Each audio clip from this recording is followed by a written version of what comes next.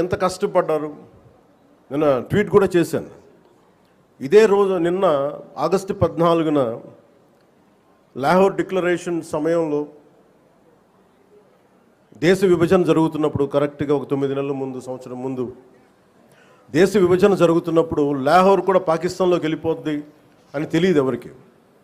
సడన్గా డిక్లేర్ చేయగానే దానివల్ల అక్కడ ఉన్న ప్రజలు, భారతదేశ ప్రజలందరూ వెళ్ళిపోవాలి ఇక్కడి నుంచి అని చెప్పి మత ప్రాతిపాదికన పంపించేస్తే అది ఎంత దారుణాలు జరిగినాయి అంటే, ఆగస్టు 14 వరకు అక్కడ రాత్రికి రాత్రి కొన్ని దశాబ్దాలుగా, కొన్ని శతాబ్దాలుగా వాళ్ళ దేశం, వాళ్ళ ప్రాంతం అనుకున్నది పరాయి దేశం అయిపోయి అక్కడి నుంచి పారిపోయి ప్రాణాలను అరచేతులు పెట్టుకొని రావాల్సి వచ్చిన పరిస్థితులు.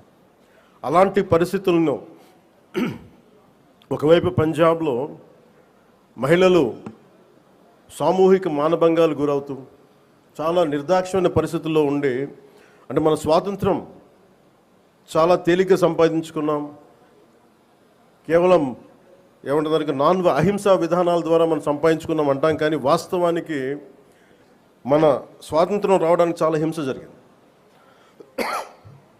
మనం ఎంచుకున్నది ప్రప్రథమంగా అహింస విధానాలు కావచ్చేమో, కానీ దేశాన్ని నుంచి విడిపోవాలనుకున్న వాళ్ళు మటుకు హింసనే నమ్మారు. అది ఈ రోజుకి, దేశ విభజన జరిగినప్పటి నుంచి ఈ రోజు మన ఆపరేషన్ సింధూర్ దాకా మత ప్రాతిపాదికన హింస జరుగుతూనే ఉంది.